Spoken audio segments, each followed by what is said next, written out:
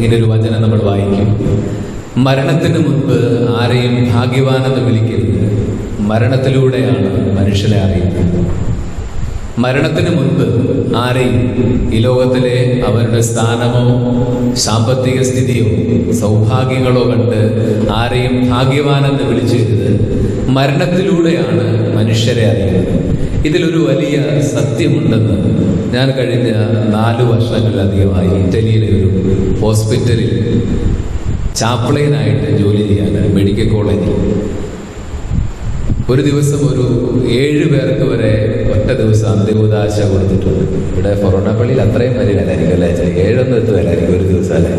അപ്പൊ 7 പേർക്കൊക്കെ ഒരു ദിവസം അന്ത്യകൂദാശ കൺമുമ്പിൽ മനുഷ്യർ ജീവൻ ഇങ്ങനെ നിത്യതയിലേക്ക് പറന്നു പോകുന്നത് അനേക പേരുടെ മരണങ്ങൾ കണ്ടു. വിശ്വാസമുള്ളവരെയും ഇല്ലാത്തവരെയും ജീവിതകാലത്ത് ഒരു ദൈവവിശ്വാസം ഇല്ലാതെ ജീവിച്ച് മക്കളുടെയോ ആശുപത്രിയിലെ നഴ്സുമാരുടെയോ വിശ്വാസത്തിന്റെ പുറത്ത് അബോധാവസ്ഥയിൽ അന്ത്യകൂദാശ സ്വീകരിക്കുന്നവരെ, മരണമെടുക്കുമ്പോൾ എന്നാൽ ഈ അന്ത്യകൂദാശ കൊണ്ടെങ്കിലും രക്ഷപ്പെടുമെന്ന് വിചാരിച്ച് അത് സ്വീകരിക്കുന്നു. ഇങ്ങനെ പലതരത്തിൽ മരണത്തെ സ്വീകരിക്കുന്ന മനുഷ്യരെ കണ്ടിട്ടുണ്ട്. ജീവിതത്തിൽ മരണത്തിലൂടെയാണ് മനുഷ്യനെ അറിയുന്നത് എന്നുള്ളതൊരു സത്യമാണെന്ന് ഞാൻ അനുഭവിച്ചറിഞ്ഞത്. വിശ്വാസത്തോടെ മനുഷ്യർ ജീവിച്ച മനുഷ്യർ, പ്രത്യാശയോടെ ദൈവത്തിൽ ആശ്രയിച്ച് ജീവിച്ച മനുഷ്യർ, അവരുടെ മരണം ഒരു ഉറക്കം പോലെ ഈ ഭൂമിയിലെ ഏറ്റവും സുന്ദരമായ ഒരു കാഴ്ച കൂടിയാണ്. അവരുടെ മരണം ഈ ഭൂമിയിൽ ഏറ്റവും സുന്ദരമായ സ്വച്ഛമായ ഒരു കടന്നുപോകലുകൂടിയാണ്. അതുകൊണ്ടാണ് പ്രഭാഷകൻ പറയുന്നത്, ജീവിച്ചിരിക്കുമ്പോഴത്തെ ഒരു സ്ഥാനമോ പ്രഭുത്വമോ വലിപ്പമോ കണ്ടിട്ട് ആരെയും ഭാഗ്യവാനെന്ന് വിളിക്കരുത്. മരണമാണ് മനുഷ്യന്റെ മഹത്വം അളക്കുന്ന, ഭാഗ്യമളക്കുന്ന നിമിഷം. ലോകത്തിലെ ഏറ്റവും സൗഭാഗ്യപൂർണമായ ഒരു മരണത്തിന്റെ ഓർമ്മ നമ്മൾ ആദരിക്കുകയാണ്. ഞാൻ വിചാരിക്കുന്നത് മാർയൂസ് പിതാവാണ് ഈ ലോകത്തിൽ ഏറ്റവും സുന്ദരമായി മരിച്ചയാൾ, ഏറ്റവും സൗഭാഗ്യപൂർവമായി മരിച്ചയാൾ. ഒന്ന് ഓർത്തു നോക്കൂ, സാക്ഷാൽ ദൈവപുത്രന്റെ കരവലയത്തോട് ചേർന്ന് പരിശുദ്ധ കന്യകയുടെ സാമീപ്യത്തിൽ നിത്യതയെ പുൽകാനും മാത്രം ഒരു ഭാഗ്യം കിട്ടുന്നതിനപ്പുറം ഈ ലോകത്തിൽ എന്ത് ഭാഗ്യമരണമാണ്! ഈ ലോകത്തിലെ ഏറ്റവും സൗഭാഗ്യപൂർവമായ മരണമാണ് മാർയൂസ് പിതാവിന് ലഭിച്ചത്. ആ മരണമാണ് നമ്മൾ ഓർക്കുന്നത്. അങ്ങനെ മരിച്ചതുകൊണ്ടാണ് നമ്മൾ മാർയൂസ് പിതാവിനെ നൽമരണത്തിന്റെ മധ്യസ്ഥൻ എന്ന് നമ്മൾ വിശേഷിപ്പിക്കുന്നത്. നല്ലതായി മരിക്കുക, ഈ ലോകത്തിൽ നിന്ന് സൗമ്യമായി ശാന്തമായും കൃപയോടെയും കടന്നുപോകുക എന്നുള്ളത് ഇവിടെ നന്നായി ജീവിക്കുന്നതിനേക്കാളും പ്രധാനപ്പെട്ടതാണെന്നുള്ള ഒരു വിശ്വാസത്തിന്റെ കാഴ്ചപ്പാട് ഈ ദിവസം നമുക്കുണ്ടാവട്ടെ. മാർയൂസ് പിതാവിനെ വിശേഷിപ്പിക്കുന്നത് തിരുസഭയുടെ സംരക്ഷകനെന്നാണ്. 1870 9-ാം പീയൂസ് മാർപ്പാപ്പ അദ്ദേഹം ദൈവത്തിന് അറിയാവുന്ന വഴിയിൽ എന്നർത്ഥം വരുന്ന ക്വേമാതും മോതും ദേവൂസ് എന്ന് പറയുന്ന ഒരു ചാക്രിക ലേഖനത്തിലൂടെ protector of the body of Christ എന്നാണ് ഈ മാർയൂസ് പിതാവിനെ വിളിച്ചത്. ജോസഫ് ക്രിസ്തുവിന്റെ ശരീരത്തിന്റെ സംരക്ഷകനാണ്. സുവിശേഷങ്ങൾ അങ്ങനെയാണ് പറയുന്നത്. ക്രിസ്തുവിന്റെ ശരീരത്തെ, മിശിഹായുടെ ഈ ശരീരത്തെ സംരക്ഷിക്കാൻ വേണ്ടിയിട്ടാണ് അയാൾ അലഞ്ഞതും പലായനങ്ങൾ നടത്തിയതും ക്ലേശങ്ങൾ ഏറ്റെടുത്തതുമല്ല. അതുകൊണ്ട് തിരുസഭയുടെ സംരക്ഷകനായിട്ട് യൗസേപ്പ് പിതാവിനെ 1870 9-ാം പീയൂസ് മാർപ്പാപ്പ പ്രഖ്യാപിച്ചുകൊണ്ട് വിളിച്ചത് മിശിഹായുടെ ശരീരത്തിന്റെ സംരക്ഷകൻ എന്നാണ്. തിരുസഭ എന്താണ്? പൗലോസ്ലീഹ എഫെസൂസ് ലേഖനം 1:23 പറയും, സഭ അവന്റെ ശരീരമാണ്, സകലത്തിലുമുള്ള അവന്റെ പൂർണ്ണതയാണ്. സഭ ക്രിസ്തുവിന്റെ ശരീരമാണ്, സകലത്തിലുമുള്ള അവന്റെ പൂർണ്ണതയാണ്.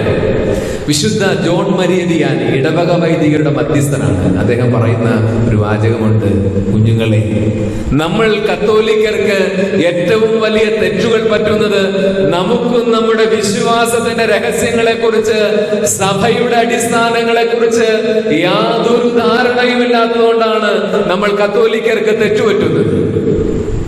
സഭ എന്താണെന്നും ഈ സഭയുടെ അടിസ്ഥാനങ്ങൾ എന്താണെന്നുമുള്ള സാധാരണമായ ഒരു ജ്ഞാനം നമുക്കില്ലാത്തതുകൊണ്ട് ഇക്കാലത്ത് ഒരുപാട് തെറ്റുകൾ, അബദ്ധധാരണകൾ സഭയെക്കുറിച്ച്, വിശ്വാസ ജീവിതത്തെക്കുറിച്ച് നമ്മുടെ ഇടയിൽ പടർന്നു പിടിക്കുന്നുണ്ട്. അതുകൊണ്ട് ഈ വർഷം ജോസഫിന്റെ വർഷമായി ആചരിക്കുമ്പോൾ തിരുസഭയുടെ ആദ്യത്തെ മിശിഹായുടെ സംരക്ഷകനിലേക്ക് ഇന്ന് സഭ വീണ്ടും ശരണം പ്രാപിക്കുന്ന ഒരു കാലഘട്ടമാണ്. ഉണ്ണീശോ എങ്ങനെയൊക്കെ അവന്റെ ശരീരം സംരക്ഷിക്കപ്പെടാൻ വേണ്ടി ആവശ്യമായിരുന്നോ, അതുപോലെ ഈ കാലഘട്ടത്തിൽ സഭയുടെ ശരീരം സഭാതനേരാൽ തന്നെ ദുർബലമാക്കപ്പെടുന്ന ഒരു കാഴ്ചയാണ്.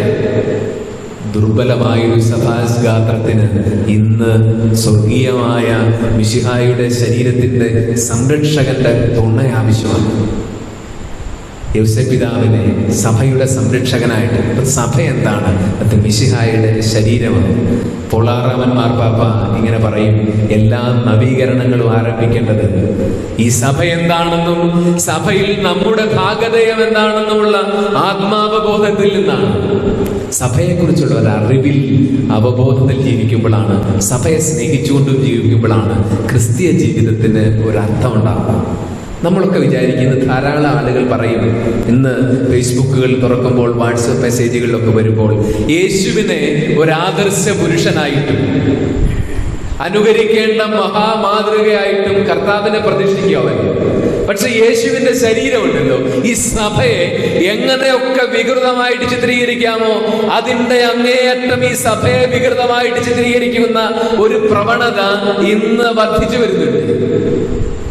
യേശുവിലെ എനിക്ക് വിശ്വാസമാണ്, സഭയിൽ എനിക്ക് വിശ്വാസമില്ലെന്ന് പറഞ്ഞ മഹാത്മാഗാന്ധി പറഞ്ഞെങ്കിൽ, ഈ മഹാത്മാഗാന്ധിക്ക് സഭ എന്താണെന്നും ക്രിസ്തു എന്താണെന്നും ഒരു ചുക്കും മനസ്സിലായിട്ടില്ലാത്തതുകൊണ്ടാണ് അങ്ങനെ പറഞ്ഞത്.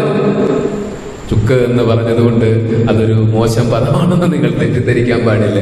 നമ്മുടെ ഒരു നാടൻ പ്രയോഗമാണല്ലോ. ഈ സഭ എന്താണെന്നുള്ള യാതൊരു ധാരണയില്ലാത്തതുകൊണ്ടാണ് ആളുകൾ പറയുന്നത് ക്രിസ്തുവിനെ വിശ്വാസമാണ്, സഭയിൽ ഞങ്ങൾക്ക് വിശ്വാസമില്ല. നിങ്ങളൊന്ന് ചിന്തിച്ചു നോക്കിക്കേ, ഈ സഭ നാമാവശേഷമായ എവിടെയാണ് നസറായനായ യേശുവിന്റെ പേര് ഓർമ്മിക്കപ്പെടുന്നത്? ശരിക്ക് ചിന്തിക്കണം. 21-ാം നൂറ്റാണ്ടിൽ സഭയെ പുലഭയം പറയുന്ന വാട്സപ്പ് മെസ്സേജുകളും ഫേസ്ബുക്ക് പോസ്റ്റുകളും വായിച്ച് കോൾമയിൽ കൊള്ളുന്ന സകല വിശ്വാസികളും ചിന്തിക്കണം, നസറയന്റെ ശരീരമെന്ന് വിശേഷിപ്പിക്കുന്ന ഈ സഭ നാമാവശേഷമായ, കാലഹരണപ്പെട്ടു പോയ എവിടെയാണ്, ഏത് മണ്ണിലാണ് ക്രിസ്തു ഓർമ്മിക്കപ്പെടുന്നത്? മാർപ്പാപ്പ ഈ അടുത്ത് ഇറാഖിലേക്ക് തീർത്ഥാടനം നടത്തിയില്ലേ? അബ്രാഹത്തിന്റെ പിതൃഭൂമിയായ ഊർ എന്ന് പറയുന്ന പട്ടണത്തിലേക്ക് അദ്ദേഹം തീർത്ഥാടനം നടത്തി. 4000 വർഷം മുമ്പ് അവിടെ നിന്നാണ് സകലതും തുടങ്ങിയതെന്നാണ് അവിടെ ചെന്നപ്പോ മാർപ്പാപ്പ പറഞ്ഞത്. ഇവിടെ നിന്നാണ് സകലതും ആരംഭിച്ചത്. എന്ത് ആരംഭിച്ചു? ദൈവത്തിന്റെ രക്ഷാകര പദ്ധതിയോട് സഹകരിക്കുന്ന മനുഷ്യന്റെ ജീവിതകഥ ആരംഭിച്ചത്, ചരിത്രം ആരംഭിച്ചത് 4000 വർഷം ഊർ എന്ന് പറയുന്ന ബാബിലോണിലെ പട്ടണത്തിൽ നിന്നാണ്. ഇറാഖിനെ കുറിച്ച് ചിന്തിക്കുക. ആദിമസഭയുടെ ആദ്യത്തെ 1000 വർഷത്തെ സഭയുടെ കളിത്തൊട്ടിലായിരുന്നു. മഹത്തായ ദൈവശാസ്ത്രം വളർന്നു വന്ന സ്ഥലമായിരുന്നു. 100 കണക്കിന് വിശുദ്ധരെ കൊടുത്ത സ്ഥലമായിരുന്നു. ലക്ഷക്കണക്കിന് ക്രൈസ്തവർ ജീവിച്ച സ്ഥലമായിരുന്നു.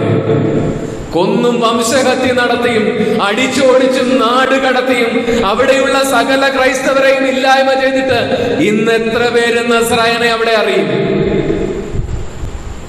അത് തന്നെയാണ് മധ്യപൂർവേഷ്യയുടെ സകല സ്ഥിതിയും. അത് തന്നെയാണ്.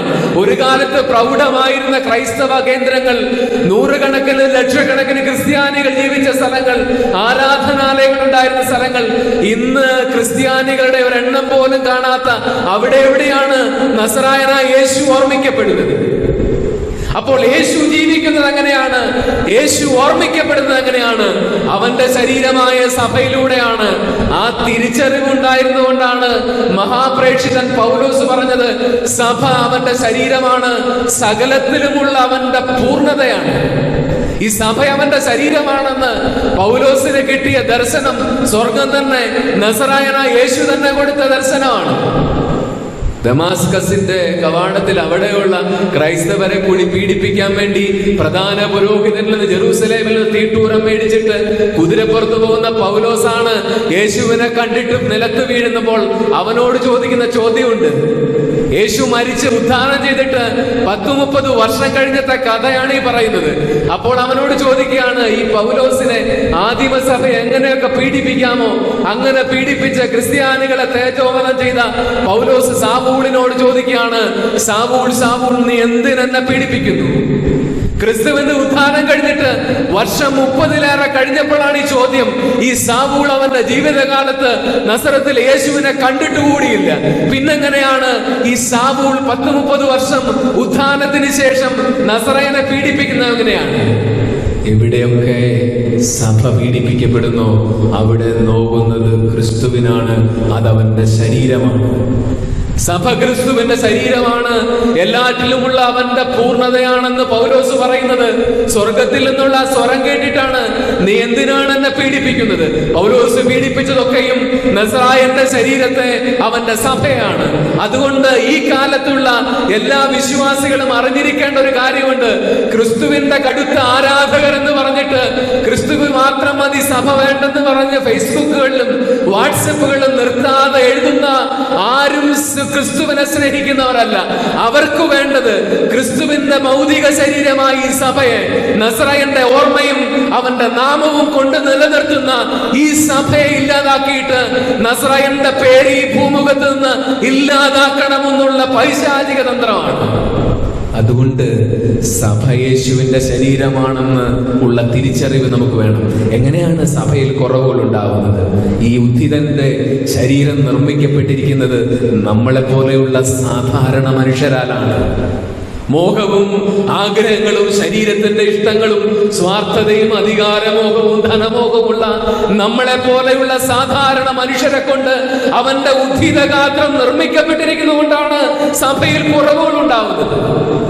ആ കുറവ് പരിഹരിച്ച് നൈർമല്യവും നിർമ്മലതയും വിശുദ്ധിയും വീണ്ടെടുക്കാൻ ഈ സഭയോളം പരിശ്രമിക്കുന്ന ഭൂമുഖത്ത് ഏത് പ്രസ്ഥാനമാണുള്ളത്?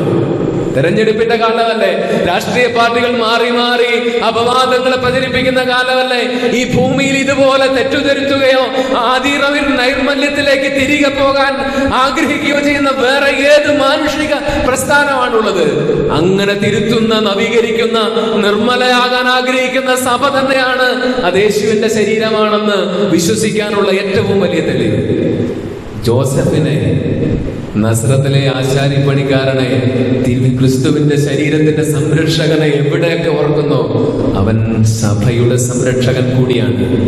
സഭ പീഡിപ്പിക്കപ്പെടുമ്പോൾ യേശുവിൽ വിശ്വസിക്കുന്നവർക്കൊക്കെ നമ്മൾ അംഗമായിരിക്കുന്ന ഈ സഭയുടെ കുറവുകൾ നമ്മുടെ കുറവുകളാണെന്ന് തിരിച്ചറിഞ്ഞ് പരിഹരിക്കാനും തിരുത്താനും ചേർന്ന് നിന്ന് മുന്നേറാനുമുള്ള ഒരു ചരിത്രപരമായ ബാധ്യതയുണ്ട്. നമ്മൾ ചിന്തിക്കുക, എന്തുകൊണ്ടാണ് ഈ ലോകം ഈ സഭയെ ഇങ്ങനെ ശത്രുതയോടെ കാണുന്നത്? ചുറ്റുപാടുകൾ എന്തുകൊണ്ടാണ് ശത്രുതയോടെ കാണുന്നത്? കാരണമുണ്ട്. നിങ്ങൾ ഇന്നത്തെ പത്രത്തിൽ വായിച്ചു, 24 ആഴ്ച വരെയുള്ള മനുഷ്യ ശിശുവിനെ അബോർഷൻ നടത്താൻ, ഗർഭചിത്രം നടത്താൻ ഇന്ത്യ ഗവൺമെന്റ് കൂടി അംഗീകാരം കൊടുക്കാണ്. 24 ആഴ്ച എന്ന് പറഞ്ഞാൽ മാസം 6ആയി. അത്യാവശ്യം ബയോളജി പഠിച്ചവർക്കൊക്കെ അറിയാം, 90 ദിവസം കഴിയുമ്പോ ഈ ഉദരത്തിലുള്ള കുഞ്ഞൊരു പൂർണ്ണ മനുഷ്യ വ്യക്തിയുടെ സകല അവയവങ്ങളും അതുപോലെ വളർന്നു വന്നതാണ്. അപ്പോൾ 6 മാസം എന്ന് പറയുമ്പോഴോ, അങ്ങനെയുള്ള ഒരു മനുഷ്യ ശിശുവിനെ ഗർഭത്തിൽ വെച്ച് കൊന്നുകളയണമെന്ന് നിയമം പാസ്സാക്കുന്ന തരത്തിൽ സാത്താന്റെ ഭരണക്രമം പ്രബലപ്പെടുന്ന ഒരു കാലഘട്ടമാണിത്. അത് തെറ്റാണെന്ന് ഈ ലോകത്ത് ആരെങ്കിലും പറയാനുണ്ടോ? സഭ മാത്രമേ ഉള്ളൂ. അബോർഷൻ പാപമാണെന്ന് പറയുന്നത് സഭ മാത്രമാണ്. സ്വവർഗ ലൈംഗികത പാപമാണെന്ന് പറയുന്നത് സഭ മാത്രമാണ്. അങ്ങനെ ഈ ലോകത്തിന്റെ അധമമായ അഭിനിവേശങ്ങളോട് നോ പറയുന്നത് കൊണ്ടാണ് സഭ ഇന്ന് വ്യാപകമായിട്ട് എതിർക്കപ്പെടുന്നതിന്റെ പ്രധാനപ്പെട്ട ഒരു കാരണം. 1894 മഹാനായ ലയോ 13 മാർപ്പാപ്പയുടെ കാലത്ത് അദ്ദേഹം പതിവ് പോലെ വത്തിക്കാനിലെ അദ്ദേഹത്തിന്റെ സ്വകാര്യ ചാപ്പലിൽ ഒരു ദിവസത്തെ രാവിലത്തെ കുർബാന കഴിഞ്ഞ്, ലത്തീൻ റീത്തിൽ ഈ കുർബാന കഴിഞ്ഞ് അൾത്താരയെ മുട്ടുകുത്തി വന്ദിച്ച ശേഷമാണ് പുരോഹിതൻ അൾത്താര വിട്ടു പോകുന്നത്. അങ്ങനെ ലയോ 13 മാർപ്പാപ്പ അൾത്താരയുടെ മുമ്പിൽ മുട്ടുകുത്തി. പക്ഷെ അദ്ദേഹം എഴുന്നേൽക്കുന്നില്ല. മിനിറ്റുകൾ കഴിഞ്ഞു പോയി. മാർപ്പാപ്പയായതുകൊണ്ട് ആർക്കും വിളിക്കാൻ ഒരു ധൈര്യവും വരുന്നില്ല. ഏതാണ്ട് നീണ്ട 15ഓളം മിനിറ്റ് അദ്ദേഹം ആ മുട്ടിന്മേൽ അങ്ങനെ നിൽക്കുകയാണ്. ഏതോ ഒരു ദർശനം കാണുന്നത് പോലെ അദ്ദേഹത്തിന്റെ മുഖം വല്ലാതെ വിളർത്ത് രക്തമയമില്ലാതെ. കുർബാന കഴിഞ്ഞ് സങ്കീർത്തിയിലെത്തി ഉടുപ്പൂരിയിട്ട് അദ്ദേഹം ആരോടും ഇല്ലാതെ നേരെ തന്റെ മുറിയിലേക്ക് പോയിട്ടാണ് വിശുദ്ധ മിഖായേലിനോടുള്ള പ്രാർത്ഥന അവിടെ വെച്ച് അന്ന് അദ്ദേഹം എഴുതുകയാണ്. എന്നിട്ട് അദ്ദേഹം പറയും, കണ്ട ദർശനം എന്തായിരുന്നു. കുർബാന കഴിഞ്ഞ് അൾത്താരയുടെ മുൻ മുട്ടുകുത്തുമ്പോൾ അദ്ദേഹം 2 സ്വരങ്ങൾ കേൾക്കും. ഒന്ന് വളരെ പരുക്കനായ ഒരു സ്വരം, മറ്റത് വളരെ മൃദുവായ സൗമ്യമായ ഒരു സ്വരം. ഈ പരുക്കൻ സ്വരം ഇങ്ങനെയാണ് കേൾക്കുന്നത്: നിന്റെ സഭയെ ഞാൻ നശിപ്പിച്ചു കളയും. മൃദുവായൊരു സ്വരം നശിപ്പിക്കുമെന്നോ? എങ്ങനെ? അപ്പോൾ പരുക്കൻ സ്വരം പറയാണ്, നിന്റെ സഭയെ ഞാൻ നശിപ്പിച്ചു കളയും അടുത്ത 100 വർഷത്തിനുള്ളിൽ. അപ്പോൾ ഈ മൃദുവായ സ്വരം പറയും, അങ്ങനെ ആയിക്കൊള്ളട്ടെ. അപ്പോൾ ഈ പരുക്കൻ സ്വരം പറയാണ്, എനിക്കതിന് കൂടുതൽ അധികാരവും കൂടുതൽ സമയവും വേണം. ചോദിക്കും, എത്ര സമയം, എത്ര അധികാരം? അവൻ പറയാണ്, പരുക്കൻ സ്വരം പറയാണ്, എന്റെ സേവനത്തിന് വിട്ടുതരുന്നവരുടെ മേലുള്ള പരിപൂർണ നിയന്ത്രണവും 75-നും 100-നും ഇടയ്ക്കുള്ള വർഷത്തിന്റെ ദൈർഘ്യവും വേണം. സൗമ്യമായ സ്വരം പറയും, നിനക്ക് അനുവദിക്കപ്പെട്ടിരിക്കുന്നു. ഈ ദർശനത്തിന് ശേഷമാണ് ലയോ 13 മാർപ്പാപ്പ വിശുദ്ധ മിഖായേലിനോടുള്ള തിരുസഭയുടെ പ്രത്യേക സംരക്ഷണത്തിന്റെ ഒരു പ്രാർത്ഥന എഴുതുന്നത്. സഭ നരകത്തിന്റെ കവാടങ്ങൾ അതീവ പ്രബലപ്പെടുന്ന ഒരു കാലഘട്ടത്തിലൂടെ ഇന്ന് കടന്നുപോയിക്കൊണ്ടിരിക്കുകയാണ്. നരകത്തിന്റെ കവാടങ്ങൾ പ്രബലപ്പെടുന്ന ഒരു കാലഘട്ടത്തിലൂടെ നമ്മൾ കടന്നുകൊണ്ടിരിക്കുകയാണ്. നമ്മൾ നോക്കൂ, എവിടെ നോക്കിയാലും, അതല്ലെങ്കിൽ ഒരു പള്ളിയിൽ കുർബാന നടക്കുകയാണ് ഈ കോവിഡ് കാലം, 6 പേരേ ഉള്ളൂ.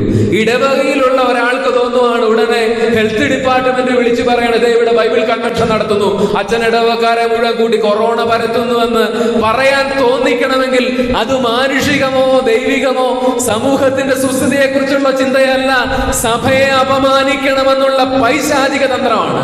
ഈ തന്ത്രങ്ങളും സാത്താന്റെ കുടിലതയും അപകടകരമായിട്ട് പ്രബലപ്പെടുന്ന കാലഘട്ടമായതുകൊണ്ടാണ് നമ്മൾ വിശ്വാസികൾ ജാഗ്രത പാലിക്കണം എന്ന് കൂടുതൽ തീക്ഷ്ണതയോടെ പ്രാർത്ഥിക്കണമെന്ന് പറയുന്നതിന്റെ കാരണം നരകത്തിന്റെ കവാടങ്ങൾ ഇതിനെതിരെ പ്രബലപ്പെടുകയില്ലെന്ന് അവിടുത്തെ വാഗ്ദാനമാണെങ്കിൽ പത്രോശ്രീയ പറയില്ലേ, നിങ്ങളുടെ ശത്രുവായ സാത്താൻ ആരെ വിഴുങ്ങേണ്ടുവെന്ന് വിചാരിച്ച് അറിഞ്ഞു നടക്കുന്ന സിംഹത്തെ പോലെ അലറി നടക്കുകയാണ്.